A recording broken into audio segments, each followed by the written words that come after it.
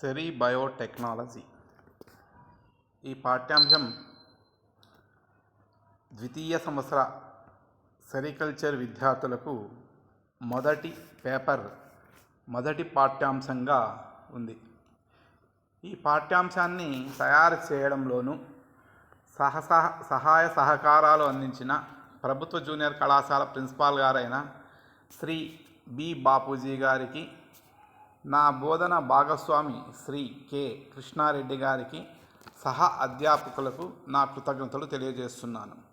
ఈ విషయమై నాకు ఎంతో తోడ్పాటును అందించిన నా శ్రీమతి సి అనిత, స్కూల్ అసిస్టెంట్ ఇంగ్లీష్కు కూడా రుణపడి ఉన్నాను.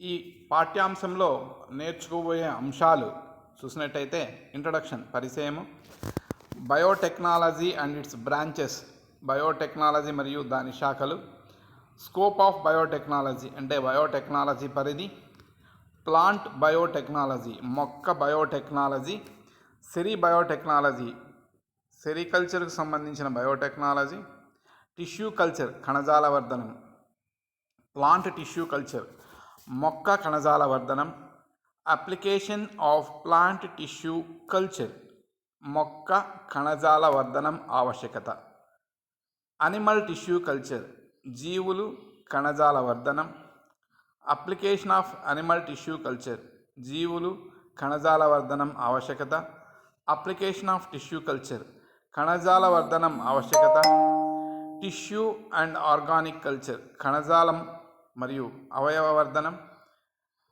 టిష్యూ కల్చర్ ఇన్ మల్బరీలో కణజాల వర్ధనం ఏ విధంగా చేస్తారు, importance of mulberry breeding mulberry ప్రజననంలో ప్రాముఖ్యత, ఇంపార్టెన్స్ ఆఫ్ సిల్క్వార్మ్ బ్రీడింగ్ పట్టుపురుగుల ప్రజననంలో ప్రాముఖ్యత, laboratory equipment used in biotechnological experiments biotechnology experiment చేయడానికి ల్యాబ్ నందు కావలసిన పరికరాలు, sericulture research and development institute in India, central silk board, Andhra Pradesh state sericulture research development institute, Karnataka state sericulture research development institutes అని ఉన్నాయి.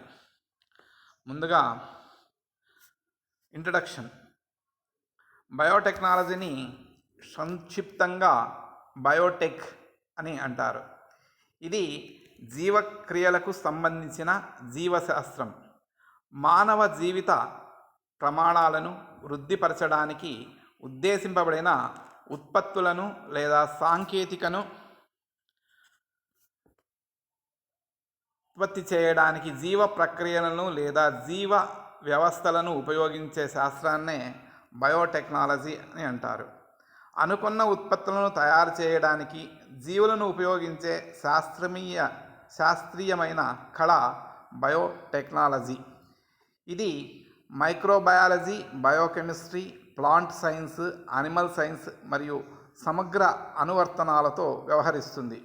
Biotechnology అనేది జీవశాస్త్రంలో చాలా స్వల్ప కాలంలో అభివృద్ధి చెందింది.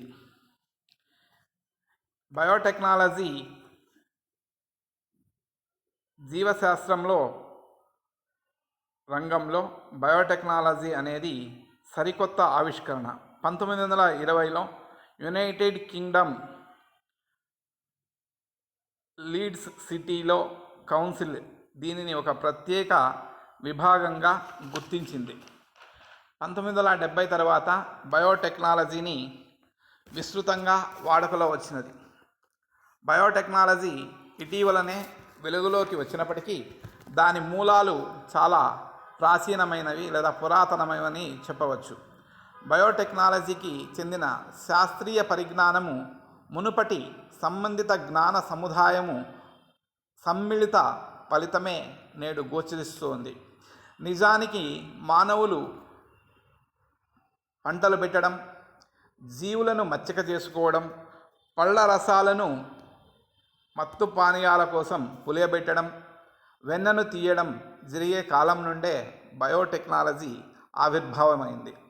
మానవ సంక్షేమానికి నిత్యము అభివృద్ధి చెందుతున్న అవసరమైన శాస్త్రీయ జ్ఞానంగా బయోటెక్నాలజీని పరిగణించవచ్చు.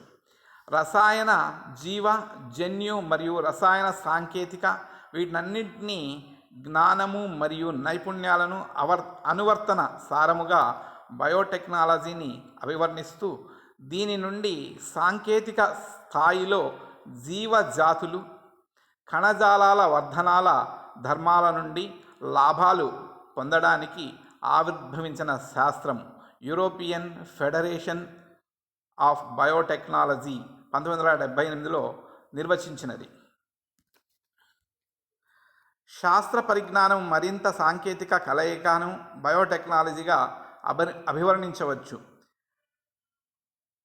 వైజ్మ్యాన్ అనే అతను బయోటెక్నాలజీని ఉపయోగించి 1925లో స్టార్చ్ను బ్యూటనాల్ మరియు అసిటోన్గా మార్చినాడు.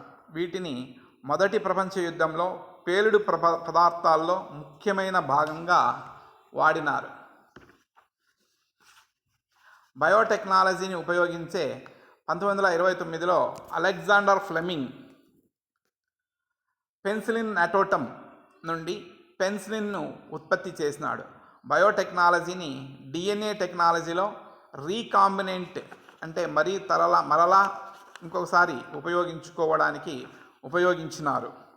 ప్రోటోప్లాస్ట్ మరియు వేరు చేయడం, మొక్కల పునరుత్పత్తి, జన్యు బదిలీ పద్ధతులు, పంటల అభివృద్ధి కోసం, ట్రాన్స్జెనిక్ మొక్కల ప్రసారం కోసం మైటోకాండ్రియాలో విదేశీ ప్రోటీన్లను లక్ష్యంగా చేసుకోవడం, మొక్కల జన్యువుల పరమాణు మ్యాపింగ్, వైద్య మరియు క్లినికల్ ఫుడ్ పరిశ్రమ మరియు ఇతర పారిశ్రామికకు వివిధ ఎంజైమ్లు వేరు చేయడం మరియు శుద్ధి చేయడం, జీవక్రియల యొక్క అధిక ఉత్పత్తికి మరియు పరిశ్రమకు, వ్యవసాయంలో సూక్ష్మజీవుల ఉపయోగం కోసం ఈ జీవక్రియ ఇంజనీరింగ్ ఈ రోజుల్లో మొక్కల బయోటెక్నాలజీ పద్ధతుల యొక్క అంశాలు.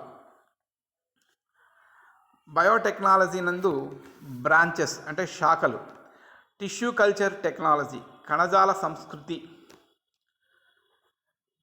కణజాల సంవర్ధన నైపుణ్యం, ఫార్మాస్యూటికల్ టెక్నాలజీలో ఏకస్థితిక ప్రతిరోధకాలను ఉత్పత్తి చేయడం, ఫార్మాస్యూటికల్ టెక్నాలజీ మోనోక్లోనల్ ఉత్పత్తికి సంబంధించిన ప్రతిరోధకాలు, ఇంటర్ఫెరాన్లు, వ్యాక్సిన్లు, టాక్సినాయిడ్లు, మానవ పెరుగుదల హార్మోన్లు మరియు ఇతరములు ఉత్పత్తి చేయుదురు. రీకాంబినెంట్ డిఎన్ఏ టెక్నాలజీ, డిఎన్ఏను మరలా కలుపుట, ఇందులో కావలసిన జన్యువులను చొప్పించడంతో వ్యవహరిస్తుంది. హోస్ట్ డిఎన్ఏను మార్చడానికి హోస్ట్ కణాలను ఉత్పత్తి చేస్తారు. అగ్రికల్చర్ బయోటెక్నాలజీ, వ్యవసాయ బయోటెక్నాలజీ, పంట మెరుగుదల యొక్క అన్ని సాంకేతికతలు ఇందులో ఉన్నాయి. వ్యవసాయంలో బయోఫర్టిలైజర్ మరియు సెలెక్టివ్ బయోసైడ్ల వాడకం గురించి తెలుపుతుంది. ఫుడ్ బయోటెక్నాలజీ, ఇది ఆహారం తయారీ, సంరక్షణ మరియు వివిధ ఆహార పదార్థాల వినియోగంను తెలుపుతుంది. ఫర్మెంటేషన్ టెక్నాలజీ, ఇది కణాలు లేదా సూక్ష్మజీవుల సంస్కృతితో వ్యవహరిస్తుంది. ఆల్కహాల్స్, బయోగ్యాస్, సేంద్రియ ఆమ్లాలు, ఎంజైమ్లు, యాంటీబయాటిక్స్ మొదలైన ఉత్పత్తి చేయడానికి పులియబెట్టడం అను ఒక టెక్నాలజీని ఇందులో తెలుసుకుంటారు. మైనింగ్ మెటల్ బయోటెక్నాలజీ, ఇది వ్యర్థ పదార్థాల రీసైక్లింగ్, కాంపోస్ట్తో వ్యవహరిస్తుంది. కాలుష్య కారకాల తయారీ మరియు సూక్ష్మజీవుల చికిత్స అవరోధం గురించి ఈ శాస్త్రం తెలుపుతుంది. ఎన్విరాన్మెంటల్ బయోటెక్నాలజీ, ఇది వ్యర్థ రీసైక్లింగ్, కాంపోస్ట్ తయారీకి సంబంధించినది మరియు బయోడిగ్రేడబుల్ అంటే కాలుష్య కారకాల యొక్క సూక్ష్మజీవుల చికిత్స ద్వారా ఈ శాస్త్రాన్ని అధ్యయనం తెలుసుకోవచ్చు. ఇండస్ట్రియల్ బయోటెక్నాలజీ, కావలసిన పారిశ్రామిక ఉత్పత్తితో వ్యవహరిస్తుంది. వస్తువులు పునఃసంయోగం మరియు డిఎన్ఏ సాంకేతికత, దీనికి కావలసిన జన్యువులను చొప్పించడంతో వ్యవహరిస్తుంది. హోస్ట్ డిఎన్ఏను మార్చడానికి హోస్ట్ కణాలను ఉత్పత్తి చేస్తుంది. బయోటెక్నాలజీ యొక్క పరిధి: బయోటెక్నాలజీ ప్రాథమికంగా నాణ్యతను మెరుగుపరచడం, జీవితం మరియు తర్వాత ప్రమాదకరమైన వ్యాధుల నుండి రక్షించడం బయోటెక్నాలజీలో ఉంది. ఈ క్రింది ప్రయోజనాల కోసం ప్రధానంగా బయోటెక్నాలజీని చూస్తాం. అందుబాటులో ఉన్న భూమిని ఉపయోగించి పెరుగుతున్న జనాభాకు ఎక్కువ ఆహారాన్ని ఉత్పత్తి చేయడం, వ్యాధి నిరోధకత మరియు అధిక దిగుబడినిచ్చే రకాలను అభివృద్ధి చేయడానికి, రసాయన ఎరువులకు బదులుగా బయో ఫర్టిలైజర్ను ప్రవేశపెట్టడం, వ్యవసాయంలో బయోసైడ్లను ప్రవేశపెట్టడం, మొక్కల జర్మ్ మరియు సంరక్షించడానికి, మనిషి మరియు జంతువులలో తీవ్రమైన వ్యాధుల చికిత్సకు ఔషధాలను ఉత్పత్తులను ఉత్పత్తి చేయడం, ఇంధన కలప కోసం అటవీ చెట్లను నరికివేయడాన్ని జీవ ఇంధనాలను ఉత్పత్తి చేయడం, కాలుష్యం యొక్క ప్రమాదాలను తగ్గించడానికి, ఆహార ప్యాకింగ్ మరియు సంరక్షణలో వివిధ సూక్ష్మజీవులను ఉపయోగించడం, కీటకాలు, కలుపు మొక్కలు మరియు వ్యాధులు వంటి వినాశకరమైన మొక్క తెగుళ్లను తట్టుకోవడానికి, పొలాలను దున్నుటకు మరియు పిచ్చుకారి చేయుటకు రైతుకు సహాయపడడానికి ఈ క్రింది ప్రయోజనాల కోసం ప్రధానంగా ఈ బయోటెక్నాలజీని వాడడం జరుగుతుంది. Plant biotechnology. ప్లాంట్ బయోటెక్నాలజీ ఉపయోగకరమైన మరియు ప్రయోజనకరమైన మొక్కలను అభివృద్ధి చేయడానికి శాస్త్రీయ పద్ధతులను ఉపయోగించే ఖచ్చితమైన ప్రక్రియను వివరిస్తుంది. ప్రతి జీవిలో జన్యు బ్లూ ప్రింట్ ఉంటుంది. బయోటెక్నాలజీ మొక్కలను అభివృద్ధి బ్లూ ప్రింట్ తయారు చేయడానికి మరింత ఖచ్చితమైన మరియు సమర్థవంతమైన మార్గాలను అందిస్తుంది. మానవాళికి హాని చేసే పురుగు మందులను వినియోగాన్ని తగ్గిస్తూ పెరుగుతున్న జనాభా అవసరాలకు సరిపడే ఆహారం మరియు బట్టలను అందించడానికి బయోటెక్నాలజీ చాలా ఉపయోగపడుతుంది. ప్రాచీన ఈజిప్టియన్లు, పూర్వ అమెరికన్ ఇండియన్లకు కావలసిన లక్షణాలను కలిగిన మొక్కల నుండి విత్తనాలను ఎంపిక చేసుకుని విత్తడం తద్వారా మరియు వాటి కలయికతోనూ మరిన్ని కావలసిన నాణ్యతలను పొంది మంచి ఫలితాలను సాధించారు. ఈ సాంప్రదాయ మొక్కల ప్రజనన పద్ధతిలో 100,000 జన్యు సంకరం చేయవలసి వస్తుంది. ఇది చాలా ఖర్చుతో కూడిన పని మరియు కాలయాపన జరిగే వ్యవహారం. ఈ రోజుల్లో పరిశోధకులు బయోటెక్నాలజీ ద్వారా తక్కువ ఖర్చు, స్వల్ప సమయంలో జన్యు మార్పిడి ప్రక్రియను అభివృద్ధి చేస్తున్నారు. ఇందులో అద్భుతమైన ఖచ్చితత్వం, పనితనం కలబోసి ఉన్నాయి. సాంప్రదాయ పద్ధతుల ద్వారా సాధ్యము కాని కొత్త వంగడాలను బయోటెక్నాలజీ ద్వారా సాధించడం వీలవుతోంది. ఈ పద్ధతి ద్వారా అభివృద్ధి చెందిన వంగడాలను ఉపయోగించడం ద్వారా పురుగు మందుల వల్ల వినియోగం గణనీయంగా తగ్గింది, దిగుబడిని చాలా బాగా పెంచవచ్చు. బయోటెక్నాలజీని ఉపయోగించి మంచి పోషక విలువలు కలిగిన జీవరక్షణ చేయగలిగి సమృద్ధిగా ఉత్పత్తి చేయగల ఆహారాన్ని అందించవచ్చు. ఉదాహరణకు క్యాన్సర్ను సమర్థవంతంగా ఎదుర్కోగలిగిన యాంటీ ఆక్సిడెంట్స్ను కలిగిన టమోటాలను ఉత్పత్తి చేయడం బయోటెక్నాలజీ ద్వారా సాధ్యమైంది. తక్కువ సంతృప్త క్రొవ్వులను కలిగిన నూనె గింజలను ఉత్పత్తి చేయడంలో జీవ సాంకేతిక రంగం అభివృద్ధి చెందింది. విటమిన్ ఏ లోపాన్ని వర్ధమాన దేశాల్లో పిల్లల్లో తగ్గించడానికి గోల్డెన్ రైస్ని ఉత్పత్తి చేయడానికి బయోటెక్నాలజీ దోహదపడింది. క్రిమిసంహారక మందులు వినియోగాన్ని తగ్గిస్తూ పెరుగుతున్న ప్రపంచ జనాభాకు సరిపడే ఆహారం, దుస్తులను అందించడానికి అవసరమయ్యే మొక్కల పెంపకానికి బయోటెక్నాలజీ చాలా ఉపయోగపడుతోంది. ఉత్పరివర్తనాలను ఎంపిక కోసం కణ మరియు కణజాల వర్ధనాలను నిర్వహించడానికి ఈ శాస్త్రీయ పరిజ్ఞానం ఉపకరిస్తోంది. బయోటెక్నాలజీ ద్వారా ద్వితీయ జీవక్రియలలో ఉత్పత్తి జరిగే ఆల్కలాయిడ్లు, గ్లూకోసైడ్లు, టెర్పెనాయిడ్లను వివిధ రుచులు, వాసనలతో ఉత్పత్తి చేయడం సాధ్యమవుతోంది.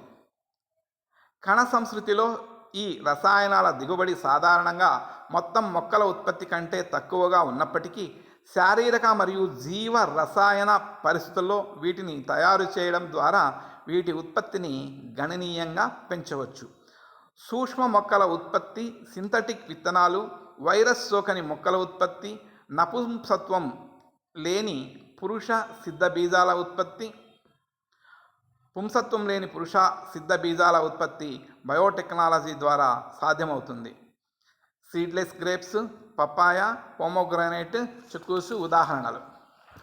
స్త్రీ సిద్ధ బీజ మాతృకణ సంస్కృతి సంకరం చేయడంతో అడ్డంకులను అధిగమించడం, హైబ్రిడ్ మొక్కల ప్రచారం, హ్యాప్లాయిడ్ మొక్కలను ఉత్పత్తి బయోటెక్నాలజీ ద్వారా సాధ్యమవుతోంది. బయోటెక్నాలజీ ద్వారా పంటల అభివృద్ధి, మెరుగైన దిగుబడికి లాభం ఇస్తుంది.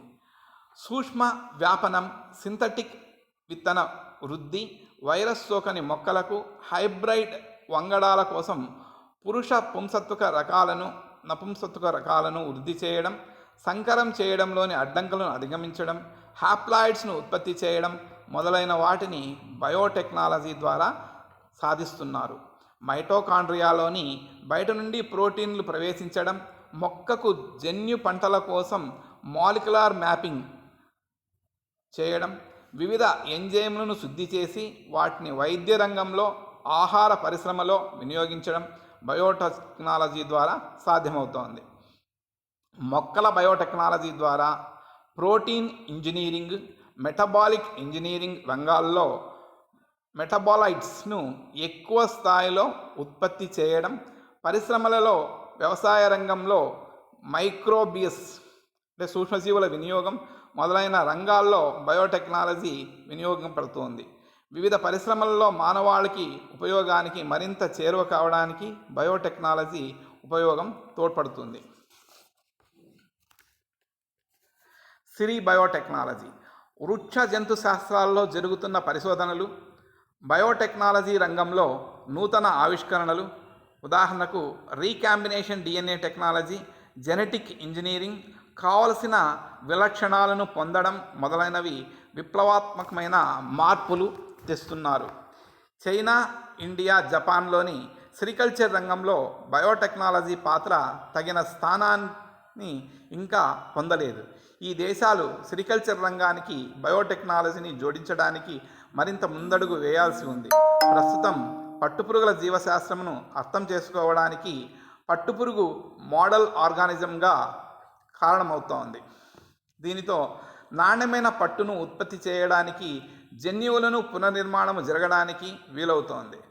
Sex linked marks, DNA markings, characterizations, ప్రారంభ లింకేజ్ మ్యాప్స్ నిర్మాణం, స్థిరమైన జెర్మ్ లైన్ ట్రాన్స్ఫర్మేషన్ స్థాపన,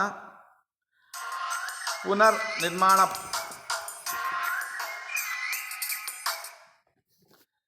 ఫార్ములా, పాలీహైడ్రో వైరస్ విదేశీ జన్యువులను ప్రవేశించడానికి కొన్ని వెక్టార్గా కూడా చేయబడుతోంది. దీనివల్ల మార్కర్ ప్రోటీన్ల వ్యవస్థీకరణ విజయవంతమైనది. AP state sericulture research development institute APSSRDI, Hindupur centre for finger printing and diagnostics CDF సహకారంతో ట్రాన్సిజెనిక్ సిల్క్వామ్ హైబ్రిడ్లను అభివృద్ధి చేసింది. ఈ ట్రాన్సిజెనిక్ సిల్క్వామ్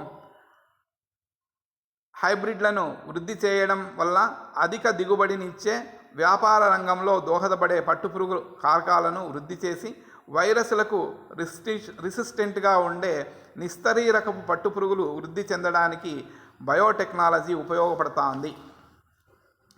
మల్బరీ ఆకు మల్బరీ పట్టుపురుగులు లేదా సిల్క్వామ్స్ బాంబాక్స్ మోరీకు ముఖ్యమైన ఆహారం.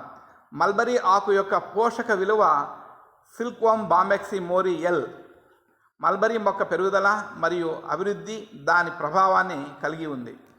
మల్బరీ ఆకు యొక్క పోషక విలువలు పట్టుపురుగు పెరుగుదల, అభివృద్ధిపై ప్రభావాన్ని కలిగి ఉంటుంది. నాణ్యమైన మల్బరీ ఆకులను ఉత్పత్తి చేయడానికి ప్రజననం, సంకరీకరణం, కణజాల వర్ధనం ద్వారా ప్రయత్నాలు జరుగుతున్నాయి. పట్టుపురుగు పరిశ్రమలో బాంబాక్స్ మోరీ పట్టుపురుగులకు మల్బరీ ఆకులు ప్రధానమైన ఆహారం. బాంబాక్స్ మోరీ పట్టుపురుగుకు మల్బరీ ఆకులను మాత్రమే ఆహారంగా స్వీకరిస్తుంది. మల్బరీ ఆకుల యొక్క పోషక విలువలపై ఆధారపడి పట్టుపురుగులు పెరుగుదల, అభివృద్ధి, దిగుబడి, నాణ్యత, రోగ నిరోధకత ఆధారపడి ఉన్నాయి. పట్టుపురుగుల పెరుగుదల అభివృద్ధి మరియు పట్టు ఉత్పత్తి అనే పోటీకి చక్కెరలు, మాంసకృత్తులు బాధ్యత వహిస్తాయి. పట్టుపురుగులు పిండి పదార్థాలను చక్కెరలుగా ఉపయోగించుకొని ఆ శక్తితో లిపిడ్లను మరియు అమినో ఆమ్లాలతో ప్రోటీన్ల తయారీకి ఉపయోగించుకుంటాయి. సుక్రోజ్ అనేది పట్టుపురుగుల ఆహార ప్రేరణకు దోహదకారి అవుతుంది. సుక్రోజ్ తర్వాత ఫ్రక్టోస్, రెఫెనోస్ ఆ పాత్రను పోషిస్తాయి. ప్రోటీన్ల పోషక విలువ చాలా ముఖ్యమైనది, ఎందుకంటే పట్టుపురుగు లార్వా ఆకులోని నత్రజని సంబంధిత పదార్థాన్ని ఉపయోగించుకొని వృద్ధి చెంది పట్టు ప్రోటీన్ సింథసిస్ పట్టు ప్రోటీన్ తయారు చేయడంలో ఉపయోగిస్తుంది. 1993లో సిరి బయోటెక్నాలజీ ప్రాధాన్యత దృష్ట్యా భారత ప్రభుత్వం బెంగళూరులోని రీసెర్చ్ అండ్ డెవలప్మెంట్ సంస్థగా సెంట్రల్ సిల్క్ బోర్డులో SBRLను ఏర్పాటు చేసింది. ఈ సంస్థ పట్టు ఉత్పత్తిలో ఆధునిక జీవశాస్త్ర పద్ధతులను ప్రవేశపెట్టి గణనీయ ఫలితాలను సాధిస్తోంది. సిరి బయోటెక్నాలజీ యొక్క పూర్తి స్థాయి ఫలితాలను భారతదేశం ఇంకా పొందలేదు. దీనివల్ల అభివృద్ధి చెందుతున్న సాంకేతికల మీద మరింత దృష్టి పెట్టాల్సిన అవసరం ఉంది. పట్టుపురుగుల అవసరాల దృష్ట్యా పురుగులకు సంక్రమించే ప్రధాన వ్యాధులు, ఆ వ్యాధి కారకాలకు త్వరితగతిన ముందుగానే నిర్ధారించే విధానాలు తెలుసుకోవాల్సిన ఆవశ్యకత ఉంది. ఈ విధానాల ప్రభావం పోస్ట్ కకూన్ ట్రైట్స్ అయిన డీనియర్, ఫిలమెంట్ పొడవు, ఏక రూపకతలపై ప్రభావాన్ని చూపిస్తాయి.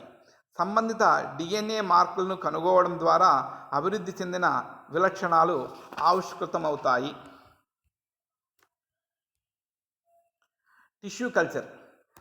సింథటిక్ కల్చర్ మాధ్యమంలో మొక్క కణాలు లేదా మొక్క కణజాలాల సంస్కృతిని నియంత్రిత ఆస్పార్టిక్ పరిస్థితులను కణజాల సంస్కృతి అంటారు.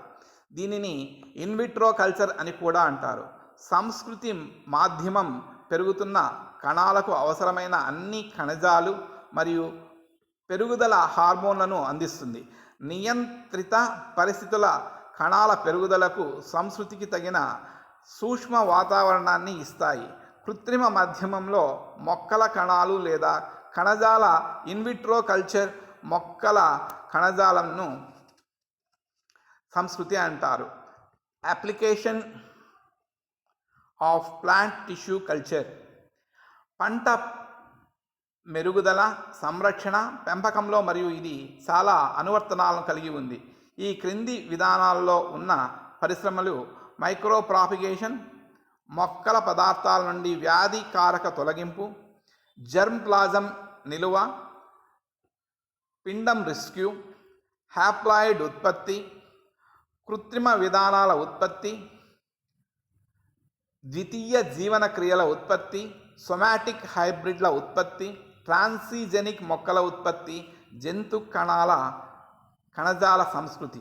క్రింద రసాయనికంగా నిర్వహించిన మాధ్యమంలో జంతు కణాలు లేదా కణజాలాల పెంపకం నియంత్రిత పరిస్థితులను జంతు కణాల సంస్కృతి అంటారు.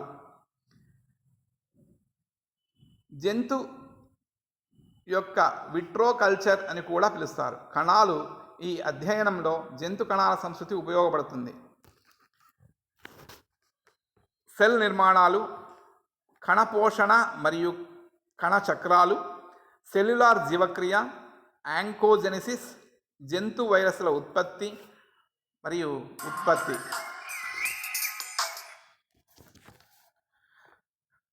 జంతు కణజాల సంస్కృతి యొక్క అనువర్తనాలు ఆధునిక శాస్త్రంలో ముఖ్య సాధనం.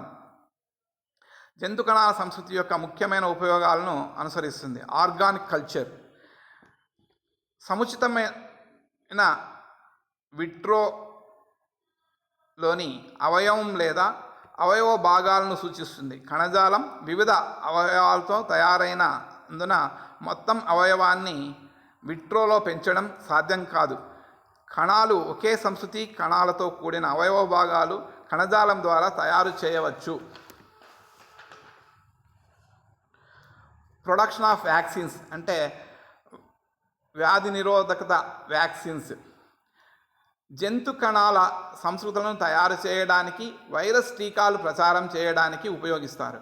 జంతువుల కణ సంస్కృతులకు సోకుటకు ఈ వైరస్ అనుమతించబడుతుంది.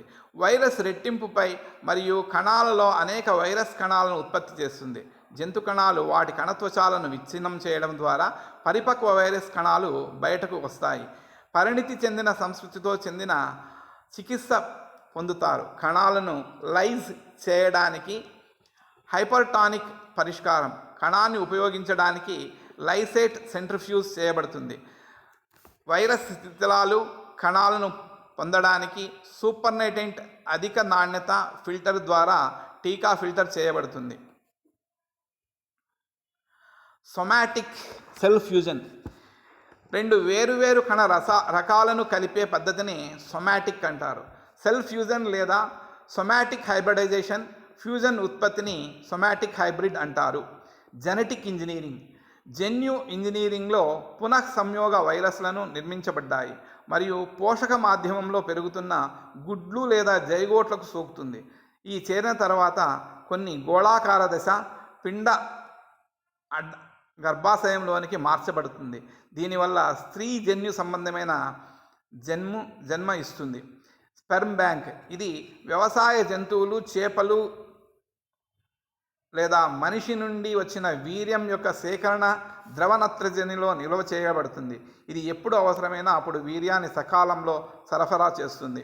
ఇన్విట్రో ఫర్టిలైజేషన్, ఒక పోషక యానకంలో గుడ్డు స్పెర్మ్తో ఫలదీకరణ చేసే ప్రక్రియను కల్చర్ ప్లేట్ మాధ్యమాన్ని ఇన్విట్రో ఫర్టిలైజేషన్ అంటారు.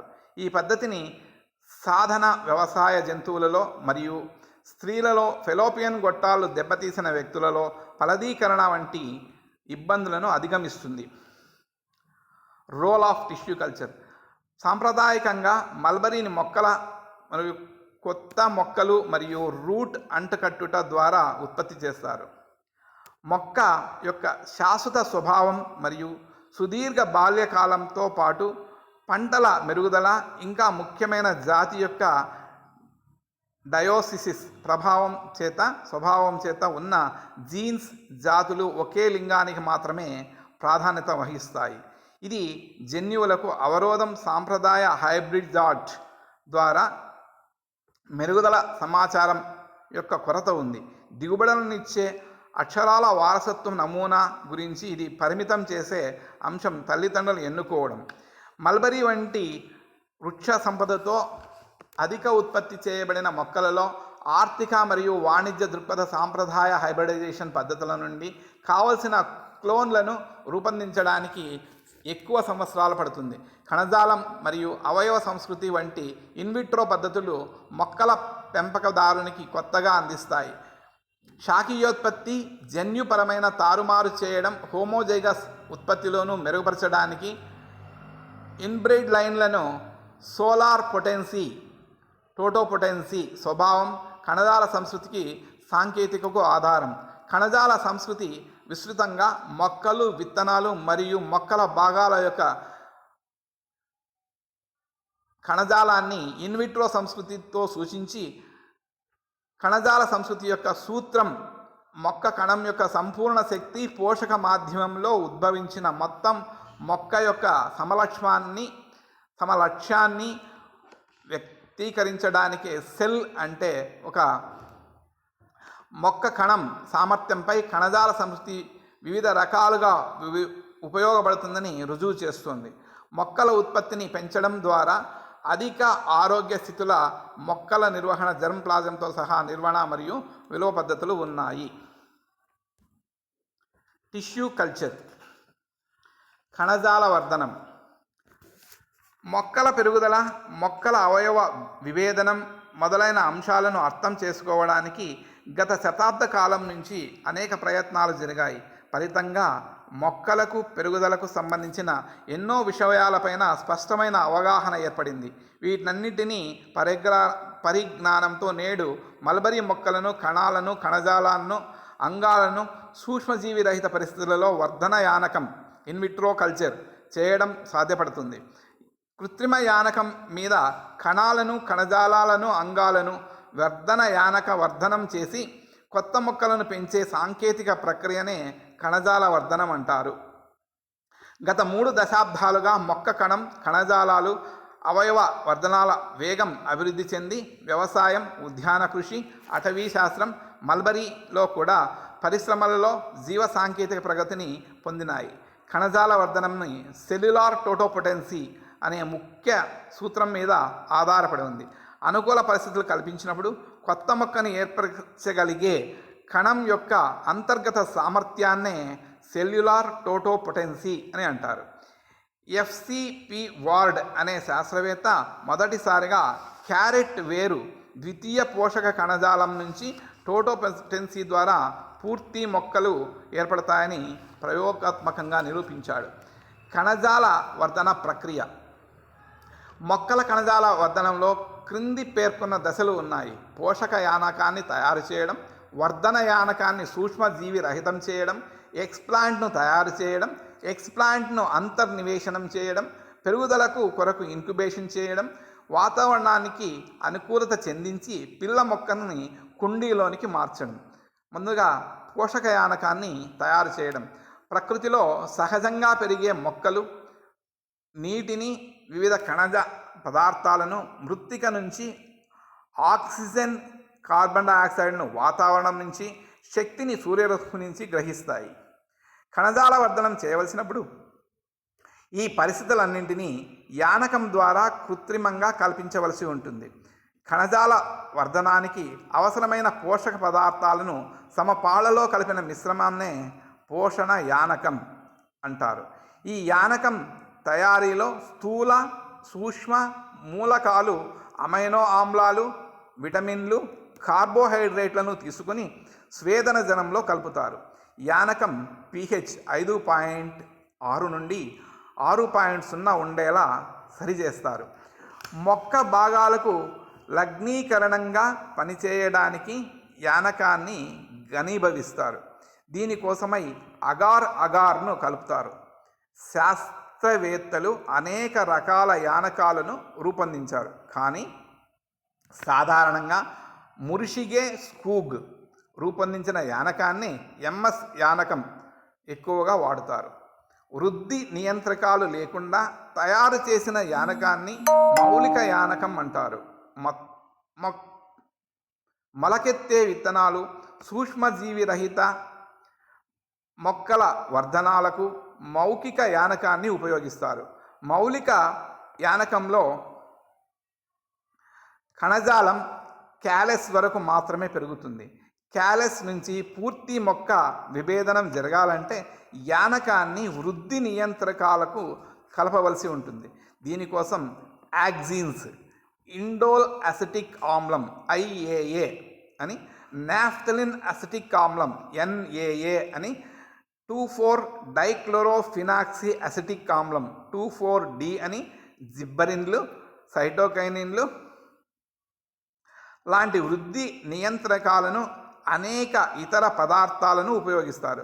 పై విధంగా తయారు చేసిన యానకాన్ని వర్ధన పాత్రలోనికి, అంటే పరీక్ష నాళికలు లేదా ఫ్లాస్కులు లేదా సీసాలు తీసుకుని యానకాన్ని సూక్ష్మజీవి రహితం చేసే ముందు వీటి మూతలను తడి పీల్చని దూది బిరడాలతో బిగిస్తారు. ఈ దూది బిరడాలు ఉపయోగించడం వల్ల వాయు ప్రసరణ జరిగి కణజాలానికి అవసరమైన ఆక్సిజన్, కార్బన్ డయాక్సైడ్లు అందుతాయి. పై విధంగా తయారు చేసిన యానకంలో అనేక పోషక పదార్థాలు ఉండడం వల్ల అనేక సూక్ష్మజీవులు త్వరగా పెరిగి యానకాన్ని పాడు చేస్తాయి. కాబట్టి యానకాన్ని ముందుగా సూక్ష్మజీవి రహితం చేయాలి. యానకాన్ని సాధారణంగా ఆటోక్లేవ్ పద్ధతి ద్వారా సూక్ష్మజీవి రహితం చేస్తారు. ఆటోక్లేవ్లో 15 పౌండ్ల పీడనం, 121 డిగ్రీ సెంటీగ్రేడ్ వద్ద 15 నిమిషాలు ఉంచితే యానకం సూక్ష్మజీవరహితం అవుతుంది. ఆటోక్లేవ్ చేసిన మొదటి రోజున వర్ధన పాత్రలను తనిఖీ చేసి సూక్ష్మజీవి రహితంగా ఉండే వర్ధన పాత్రలోకి విత్తనాలు లేదా ఎక్స్ప్లాంట్లను అంతర్నివేశనం చేస్తారు. ఎక్స్ప్లాంట్ను తయారు చేయడం. మల్బరీ మొక్కలోని సజీవ భాగాలైన గ్రీవపు మొగ్గ, పత్రం, కాండ విభేదాలు, వేరు, అగ్రం, కాండాగ్రం, పరాగకోశం, అండాశయం, అంకురోత్సితం మొదలైన వాటిని దేనినైనా ఎక్స్ప్లాంట్గా ఉపయోగించవచ్చు. వర్ధనయానక పద్ధతిలో పూర్తి మొక్క లేదా అంగాలు వృద్ధి చెందడానికి వర్ధనయానకంలో ప్రవేశపెట్టే ఏ మొక్క భాగాన్నైనా ఎక్స్ప్లాంట్ అని అంటారు. ఆరోగ్యవంతమైన మొక్కల భాగాలను ఎక్స్ప్లాంట్గా ఎంపిక చేస్తారు. తోటలో నుంచి లేదా కుండీలలో నుంచి తీసుకున్న ఎక్స్ప్లాంట్ అనేక సూక్ష్మజీవులను కలిగి ఉంటుంది కాబట్టి ఉపరితలంపైనున్న సూక్ష్మజీవులను తొలగించడానికి డిటర్జెంట్ సోపు లేదా నీటితో శుభ్రం చేయాలి. తర్వాత సోడియం హైపోక్లోరైట్తో బాగా కడగాలి. సూక్ష్మ జీవి రహిత ఎక్స్ప్లాంట్ను మొలకలు లేదా నారు మొక్కల నుంచి కూడా గ్రహించవచ్చు. దీని కొరకు విత్తనాల ఉపరితలాన్ని 0.1 మెర్క్యూరిక్ క్లోరైడ్తో స్వేదన జలంతో శుభ్రపరచాలి. ఆ తర్వాత వీటిని సూక్ష్మజీవి రహిత మొక్కల కోసం వర్ధన యానకంలో ఉపయోగించే ఎంఎస్ యానకంలోనికి అంతర్నివేశనం చేయాలి. ఎక్స్ప్లాంట్ను అంతర్నివేశనం చేయడం. ఎక్స్ప్లాంట్ను వర్ధన పాత్రలోనికి సూక్ష్మజీవి రహిత పోషక యానకం మీద ప్రవేశపెట్టడాన్నే అంతర్నివేశనం అంటారు. అంతర్నివేశనం సాధారణంగా లామినార్ ఎయిర్ ఫ్లో గదిలో పటంలో చూపించిన విధంగా ఈ గదిలోన ఉంచుతారు. దీంట్లో సంపూర్ణ అసంక్రామిక పరిస్థితులు కల్పించడం జరుగుతుంది. పెరుగుదల కోసం ఇంక్యుబేషన్. అంతర్నివేశనం చేసిన ఎక్స్ప్లాంట్ ఉన్న వర్ధన పాత్రలను ఉష్ణోగ్రత, కాంతి, తేమ నియంత్రించబడినటువంటి గదులలో పెంచాలి. వర్ధనాలు 3 నుండి 4 వారాలు ఇంక్యుబేషన్ చేసిన తర్వాత ఎక్స్ప్లాంట్ కణాలు పోషక పదార్థాలను గ్రహించి అనేక విభజనలు చెంది అవయవ విభేదనం చెంది కణాల సమూహమైన క్యాలస్ లేదా నేరుగా వేరు లేదా కాండాలను ఏర్పరుస్తాయి. ఈ ఎక్స్ప్లాంట్ను వివిధ గాఢతల్లో ఉండే ఆక్సిన్స్, సైటోకైనిన్లు యానకానికి కలిపి పెంచినప్పుడు వేర్లు, కాండం ఏర్పడతాయి. దీనినే అవయవోత్పత్తి అని అందురు. అధిక పరిమాణంలో ఆక్సిన్ని, తక్కువ పరిమాణంలో సైటోకైనిన్ని ఉపయోగించి క్యాలస్ నుంచి వేళ్ల ఉత్పత్తిని ప్రేరేపించవచ్చు. దీన్ని రైజోజెనిసిస్ అంటారు. తక్కువ పరిమాణంలో ఆక్సిన్ని, అధిక పరిమాణంలో సైటోకైనిన్ని యానకానికి కలిపితే క్యాలస్ నుంచి ప్రకాండ ఉత్పత్తి ప్రేరేపించబడుతుంది. దీనినే క్యాలోజెనిసిస్ అని అందరు. పై విధంగా కాకుండా కాటన్ నుంచి పిండాల వంటి నిర్మాణాలు ఏర్పడతాయి. ఈ దిగ్విషయాన్నే శాఖీయ పిండోత్పత్తిగా వ్యవహరిస్తారు. క్యాలస్ నుండి ఏర్పడిన పిండాల వంటి నిర్మాణాలను పిండ భాగాలు అంటారు. కొన్నిసార్లు క్యాలస్ ఏర్పడకోకుండా ఎక్స్ప్లాంట్ నుంచి సూటిగా పిండ భాగాలు ఏర్పడతాయి. ఈ పిండ భాగాలు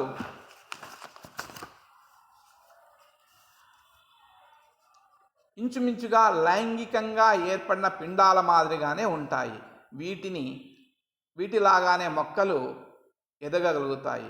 ఇవి శాఖీయ కణాల నుంచి ఏర్పడటం వల్ల వీటిని శాఖీయ పిండాలు అంటారు. శాఖీయ పిండాలను వేరొక యానకంలోనికి మార్చినప్పుడు అవి పూర్తిగా మొక్కలుగా ఎదుగుతాయి. శాఖీయ పిండాల చుట్టూ సోడియం ఆక్సలైడ్ ద్రావణంతో రక్షక కవచాలను ఏర్పరిచి గుళికలుగా మార్చి ఎక్కువ కాలం నిల్వ చేయవచ్చు లేదా దూర ప్రాంతాలకు రవాణా చేయవచ్చు. ఈ విధంగా పిండాలను ఉత్పత్తి చేయడాన్ని కృత్రిమ విత్తనాలు లేదా సంశ్లేషిత విత్తనాలు అని అంటారు. వాతావరణానికి అనుకూలత చెందించి పిల్ల మొక్కలను కుండీలోనికి మార్చడం. అవయవోత్పత్తి లేదా పిండోత్పత్తి ద్వారా వృద్ధి చెందిన మొక్కలను వాతావరణ అనుకూలత చెందించి కుండీలలోనికి మార్చాలి. మొక్కలపై ఉన్న యానకాన్ని నీటితో శుభ్రపరిచి వాటిని సాయిల్ రైట్, కొబ్బరి టెంకలు, ఇతర కర్బన పదార్థాలతో తయారు చేయబడినది చిన్న ప్లాస్టిక్ కుండీలో మార్చాలి. ఈ కుండీల్లోనికి పాలిథిన్ సంచిని కప్పి గది ఉష్ణోగ్రత వద్ద 1 నుండి 2 వారాల పాటు ఉంచాలి. పాలిథిన్ సంచి నుంచి తేమను నియంత్రించి వాతావరణ అనుకూలత కలగజేస్తుంది. పాలిథిన్ సంచి నెమ్మదిగా తీసివేసి వాతావరణత అనుకూలత చెందిన తర్వాత ఆరోగ్యంగా బలంగా కనిపించిన మొక్కలను సాధారణ మృత్తిక ఎరువు ఉన్న మిశ్రమంలోనికి ప్రవేశపెట్టాలి. కణజాల వర్ధనం ప్రయోజనాలు: వ్యవసాయం, ఉద్యానం వనం, అటవీ శాస్త్రం, ఫార్మకాలజీ, వైద్యం, పర్యావరణ రంగాల్లో కణజాల వర్ధనాలను ఉపయోగిస్తున్నారు. వీటిలో కొన్ని ముఖ్యమైన వాటిని మీకు తెలపడం జరుగుతుంది. కణజాల వర్ధనం ద్వారా తక్కువ సమయంలో ఎక్కువ మొక్కలను ఉత్పత్తి చేయవచ్చు. కణజాల వర్ధనం ద్వారా పెద్ద మొత్తంలో మొక్కలను ఉత్పత్తి చేయడాన్ని మైక్రో ప్రాపిగేషన్ అంటారు. ఈ పద్ధతిని ఉపయోగించి అనేక మల్బరీ మొక్కలు, అనేక రకానికి చెందినవి, అలంకరణ మొక్కలు, ఆర్కిడ్లు, పండ్ల మొక్కలను ఉత్పత్తి చేస్తారు. కణజాల వర్ధనం ద్వారా ఉత్పత్తి అయ్యే మొక్కలను చూపించే వైవిధ్యాలని సోమోక్లోనల్ వైవిధ్యాలు అని అంటారు. బొప్పాయి వంటి మొక్కలలో ఎక్కువ ఫలాలను సాధించడానికి స్త్రీ మొక్కలను కణజాలం వర్ధనం ద్వారా ఎక్కువ సంఖ్యలో ఉత్పత్తి చేయవచ్చు. మల్బరీ శాఖీయ ప్రత్పత్తి జరుపుకునే మొక్కలలో కాండాల అగ్రాల నుంచి వేరు చేసిన కణజాలాలను వర్ధనం చేసి వైరస్ రహిత మొక్కలను ఉత్పత్తి చేయవచ్చు. శాఖీయ పిండాలపైన సోడియం ఆక్సలేట్ వంటి వాటిని పూతగా పూసి గుళికలుగా మార్చి కృత్రిమ విత్తనాలను తయారు చేస్తున్నారు. వైద్య పారిశ్రామిక రంగాలకు ఉపయోగపడే మందు మొక్కలను కణజాల వర్ధనం నుండే తయారు చేస్తున్నారు.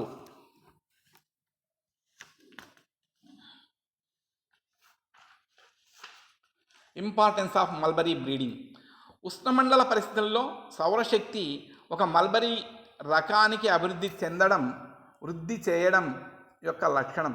ఇది ఉపయోగించడం ద్వారా ఏడాది పొడవునా మంచి నాణ్యమైన ఆకు దిగుబడిని సమృద్ధిగా ఇస్తుంది.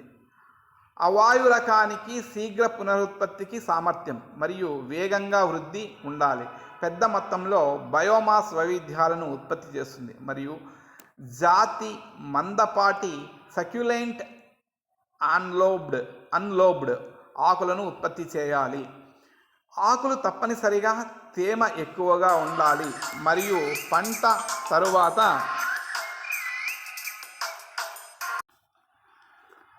మంచి కోత ద్వారా వృక్ష సంపద వ్యాప్తి, స్నేహపూర్వకంగా మొలకెత్తడం మరియు వేళ్ళు పెరిగే సామర్థ్యాన్ని ఉండాలి. పదే పదే కత్తిరింపు మరియు అభ్యాసాలు ఇతర వ్యవసాయ శాస్త్రాలకు జాతుల నుంచి సంపదలను చూపించాలి. తేమ ఒత్తిడి, తెగుళ్ళు మరియు వ్యాధులను నిరోధకతను చూపించాలి. సెరికల్చర్ ఎకనామిక్స్ ఒక యూనిట్ ప్రాంతంలో తక్కువ చేయబడిన కకూన్ మీద ఆధారపడి ఉంటుంది. సమయం, యూనిట్ ప్రాంతానికి అధిక మల్బరీ ఆకు దిగుబడి ఒక ముఖ్య అంశం. సంవత్సరాలుగా సాంప్రదాయిక పెంపక గణనీయమైన విజయాలు సాధించింది. అధిక ఆకు దిగుబడి, విస్తృత అనుకూలత, మంచి ఆకు నాణ్యతతో రకరకాలను అభివృద్ధి చేయడం ద్వారా మల్బరీ నిర్దిష్టం ఏమైనా అది హెటెరోజైగాసిటీ మరియు అవుట్పుట్ కారణంగా సంతానోత్పత్తి వ్యవస్థ, మల్బరీ యొక్క జన్యు శాస్త్రం, పెంపకదారులకు జీవన సాధనాలు మరియు సాంకేతికతలో ఇటీవల పురోగతులు సాధ్యమైనాయి. మల్బరీ కోసం ఉపయోగించే మరొక సంభావ్య సాధనం జన్యు ఇంజనీరింగ్, జన్యు మెరుగుదల. అందువల్ల సాంప్రదాయకతను అత్యాధునిక సాంకేతికతతో సంతానోత్పత్తి ఏకీకృతం చేయడం వల్ల సమిష్టి ప్రయత్నాలు జరుగుతున్నాయి. పట్టుపురుగుల పెంపకం యొక్క ప్రాముఖ్యత. సిరి బయోటెక్నాలజీ. పట్టుపురుగుల పెంపకం పట్టుపురుగు యొక్క సమగ్ర మెరుగుదల యొక్క సహజ మరియు సామాజిక ఆర్థిక పరిస్థితిని బట్టి వాణిజ్య దృక్పథం లెక్కించు ప్రధానంగా అనేక వ్యక్తీకరణలో మెరుగుదలను నొక్కి చెబుతుంది. పట్టుపురుగులలో పరిమాణాత్మక లక్షణాలు, ప్రాధాన్య లక్షణాలు అంటే గుడ్డు పెట్టడం, మెరుగుపరచడం, జాతి సామర్థ్యం, లార్వా ఆరోగ్యం, కకూన్ మరియు పట్టు ఉత్పత్తి పరిమాణం మరియు వ్యాధి నిరోధకత, ఆరోగ్యకరమైన లార్వా ఆరోగ్యకరమైన కకూన్ పంటకు దారితీస్తుంది. ఆరోగ్యం వంటి అంశాలపై ఆధారపడుతుంది. మెరుగైన ప్యుపేషన్ రేటు, మౌంటేజ్లో తక్కువ చనిపోయిన లార్వా, తక్కువ లార్వా వ్యవధి మరియు నీలిరంగుతో కూడిన పై కకూన్ మరియు పట్టు ఉత్పత్తిని పరిమాణం నేరుగా ప్యుపేషన్ రేటు మరియు లార్వా బరువుకు సంబంధించినది. ఆరోగ్యకరమైన లార్వా ఎక్కువ ప్యుపేషన్ రేటు ఉంటాయి. కకూన్ బరువు, కకూన్ మరియు పట్టు యొక్క నాణ్యత అనేక అంశాలపై ఆధారపడి ఉంటుంది. జన్యుశాస్త్రం లాగానే పట్టుపురుగుల పెంపకం అనేక మెరుగైన పనితీరును సాధించడం లక్ష్యంగా పెట్టుకుంది. వీటిలో కకూన్ ముడిపట్టు దిగుబడి, కకూన్ ముడిపట్టు నాణ్యత, కకూన్ పంట స్థిరత్వం మరియు ఇతర ప్రత్యేకతతో సాధారణంగా అధిక దిగుబడి మరియు మంచి నాణ్యత, ఆరోగ్యం మరియు దృఢత్వం. ఇతర పెంపకం కోసం ప్రత్యేక లక్షణాలు క్రింది విధంగా ఉంటాయి. పరిమాణం మరియు ఇతర నాణ్యత నియంత్రక లక్షణాలకు సంబంధించిన పట్టుతంతువు నిర్దిష్ట భౌతిక లక్షణాలు. పట్టుపురుగు హైబ్రిడ్ అభివృద్ధి ఏడాది పొడవునా పెంచవచ్చు, అనగా బయోటెక్ మరియు ఏబయాటిక్ ఒత్తిడి. ప్రత్యేక జాతుల అభివృద్ధి, తక్కువ ఖర్చుతో కృత్రిమంగా పాలీఫాగస్ ఫీడింగ్ అలవాట్లను కలిగి ఉండే సామర్థ్యం ద్వారా మల్బరీ కాకుండా ఇతర ఆకులు తీసుకోవడం, ప్రతికూల వాతావరణ పరిస్థితుల్లో సహా వ్యాధులకు నిరోధించే లేదా తట్టుకునే సామర్థ్యం, పెంపకం మరియు నిర్వహణలో కొన్ని ప్రవర్తన లక్షణాల అభివృద్ధి, మరింత కకూన్ ఉత్పత్తి యొక్క యాంత్రీకరణతో సహాయకంగా అనుకూలంగా ఉండేలా బయోటెక్నాలజీ అనే అంశం బాగా ప్రాచుర్యంలోనికి వస్తూ ఉంది. ఈ పటంలో చూపిన విధంగా బయోటెక్నాలజీని ట్రాన్సిజెనిక్ పట్టుపురుగులను ఉత్పత్తి చేయడంలో ఏపీపీఎస్ఎస్ఆర్ఐ అభివృద్ధి చెందినది. Laboratory equipment. బయోటెక్నాలజీ కొరకు ల్యాబ్లో ఉపయోగించే పరికరాలు. ఆటోక్లేవ్, ఇది ఉష్ణోగ్రతను పెంచి వ్యాధికారతకు కారణమయ్యే సూక్ష్మ కారకాలను తొలగించడానికి ఉపయోగపడుతుంది. వాటర్ బాత్, నీళ్లను వేడి చేసి పరికరాలను శుభ్రపరచడానికి స్పెసిఫిక్ టెంపరేచర్లో సరైన ఉష్ణోగ్రతలో పరికరాలను శుభ్రపరచడానికి వాడతారు. Hot plate, instrument is used to things visible to heat the things up, వేడి చేయడానికి ఉపయోగిస్తారు. Microscope, an instrument used to things not to visible and the naked I, కంటితో చూడలేని వాటిని మనం చూడటకు ఉపయోగిస్తారు. మైక్రోపిపెట్, దీనిని సంగ్రహించడానికి, అంటే తక్కువ క్వాంటిటీతో కల రసాలను లేదా మైక్రోజర్నును ప్రవేశపెట్టడానికి, లిక్విడ్స్ను కావాల్సిన వాటిని తీసుకోవడానికి ఉపయోగిస్తారు. బున్సన్ బర్నర్, టెస్ట్ ట్యూబ్లను వేడి చేయడానికి, అందులోని పదార్థాన్ని వేడి చేయడానికి ఉపయోగిస్తారు. ఇంక్యుబేటర్, కావలసిన పదార్థాలను సరి అయిన ఉష్ణోగ్రత తేమలో ఉంచడానికి, ఇన్క్యుబేషన్ చేయడానికి, పొదిగించడానికి వాడడం జరుగుతుంది. సెంట్రిఫ్యూజ్, ఎక్కువ స్పీడ్తో గాలిత ద్రవాలను తయారు చేయడానికి మరియు సెడిమెంట్లను తయారు చేయడానికి సెంట్రిఫ్యూజ్ను వాడతారు. ఎలక్ట్రానిక్ బ్యాలెన్స్, ఈ ఎలక్ట్రానిక్ బ్యాలెన్స్తో కావలసిన పదార్థాలను తూచడానికి ఉపయోగిస్తారు. ఆటోక్లేవ్ అంటే లామినార్ ఎయిర్ ఫ్లో చేంబర్, దీన్ని సూక్ష్మ జీవి రహితం చేసి వర్ధన యానకాలను ఉంచి వర్ధన పోషక యానకాలను లో ఉన్న మొక్క లేదా ఆర్గాన్ కల్చర్ చేయడానికి, పెంపకం చేయడానికి లామినార్ ఎయిర్ ఫ్లోను చేంబర్ను వాడతారు. థర్మామీటర్ను వేడి ఉష్ణోగ్రతను కొలవడానికి. ఎలక్ట్రోపోరసిస్ చేంబర్, ఈ చేంబర్ని gel electronic forces that conducts the electrical current. Distillator, దీన్ని డిస్టిల్ చేయడానికి ఉపయోగిస్తారు. Electrophoresis chamber, separation analysis of micronucleus DNA ఆర్ఎన్ఏలను వాటిని గుర్తించడానికి వేరు చేయడానికి వీటిని ఉపయోగిస్తారు. థర్మల్ సిలిండర్ అంటే ఉష్ణోగ్రతను పెంచడానికి డిఎన్ఏ యాంప్లిఫైయర్ మొదలైన వాటిని ఉంచడానికి దీన్ని ఉపయోగిస్తారు. అల్ట్రా లో టెంపరేచర్ ఫ్రీజర్స్ తక్కువ ఉష్ణోగ్రత మరియు ఉష్ణోగ్రతను ఇంకా తక్కువ చేయడానికి వీటిని ఉపయోగిస్తారు.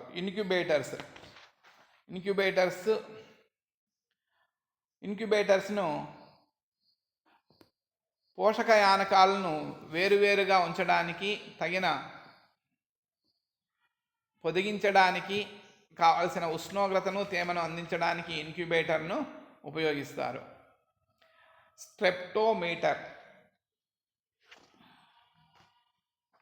స్టెప్టోఫోటోమీటర్ దీన్ని కాన్సంట్రేషన్ అంటే మనం ఉపయోగించే వర్ధన యానకాల యొక్క సాంద్రతను కనుగొనడానికి ఉపయోగించబడుతుంది. UV transluminometer it is used to view డిఎన్ఏను ఆర్ఎన్ఏను చూడడానికి దీన్ని వాడుతారు. యాసిడ్ డిస్ప్లేస్మెంట్ మైక్రోప్రిపెట్స్ అంటే చాలా సూక్ష్మమైన కణాంగాలను తీసుకోవడానికి వాడతారు.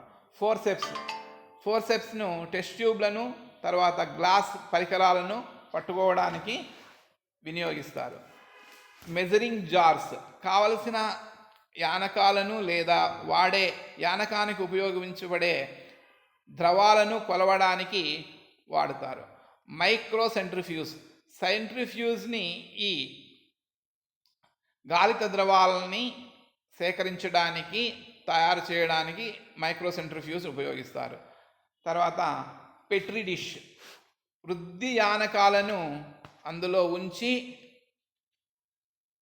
పోషక యానకంలో పెంపకం చేయడానికి మరియు ఎక్స్ప్లాంట్ను ఉంచడానికి వాడతారు. పిస్టల్ లేదా మర్టర్ కావలసిన పదార్థాలను సూక్ష్మంగా చేయడానికి ఈ పిస్టల్ని మర్టర్ని వాడతారు. బీకర్ను స్వేదన జలాన్ని కొలచడానికి తీసుకోవడానికి ఉపయోగిస్తారు. డ్రాపర్ వృద్ధి యానకాలను తక్కువ మొత్తంలో తీసుకోవడానికి డ్రాపర్ను. రింగ్ స్టాండ్ కొన్ని గ్లాసు పాత్రలను బిగించి ఉంచడానికి ఈ స్టాండ్ను ఉపయోగిస్తారు. గరాట్ లేదా ఫనల్ దీన్ని పోషక యానకాన్ని నేరుగా చిన్న నాళికల్లో పోసుకోవడానికి ఉపయోగిస్తారు.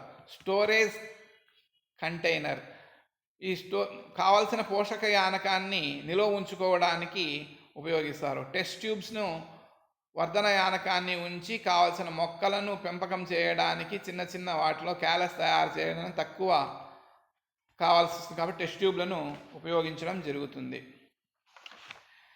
Sericulture research development institute in India central silk board వాళ్ళు 10 రీజన్స్లో వాళ్ళ ఆఫీసులను న్యూఢిల్లీ, ముంబై, కలకత్తా, జమ్మూ, హైదరాబాద్, చెన్నై, భువనేశ్వర్, గౌహతి, లక్నో, పాట్నా మరియు 3 సర్టిఫికేషన్ సెంటర్స్ బెంగళూరు, వారణాసి, శ్రీనగర్ వీటిలో central sericulture research development institutes స్థాపించినారు. ఇవి రైతులకు కావలసిన సాంకేతిక పరిజ్ఞానాన్ని అందిస్తూ మరియు రీసెర్చ్ మరియు అభివృద్ధిని చేసే institutes. Research institute under central silk board, government of India. Central sericulture research training institute CSR&TI అని మైసూర్లోను, బెరహంపూర్లో వెస్ట్ బెంగాల్లోను, పంప్నూర్ J&K జమ్మూ అండ్ కాశ్మీర్లో, mulberry sericulture central research training institute రాంచీలోను జార్ఖండ్లో ఉన్నది. ఇది deals with tussar central sericulture muga, eri research and training institute located in Ladoigarh Jorhat అస్సాంలోనూ ఉన్నది. Thank you. మరియు సెరికల్చర్ రీసెర్చ్ స్టేషన్స్ కూడా రాంచీ, జార్ఖండ్, అస్సాము, బెంగళూరులో సీడ్ సెక్టార్ ఉన్నవి. హొసూర్ తమిళనాడు, తర్వాత బెంగళూరు సిరి బయోటెక్నాలజీ కోసం SRBL ల్యాబొరేటరీ బెంగళూరు నందు ఉన్నది. ఆంధ్రప్రదేశ్ నందు రీసెర్చ్ ట్రైనింగ్ ఇన్స్టిట్యూట్ APSSRDI మరియు కర్ణాటకలో కూడా KSSRDI అనేవి 1995లో స్థాపించబడినవి. ఇవి వరల్డ్ బ్యాంక్ నుండి సహాయాన్ని పొంది సెరికల్చర్ ప్రాజెక్టును అభివృద్ధి చేయడానికి ఏర్పడిన సంస్థలు.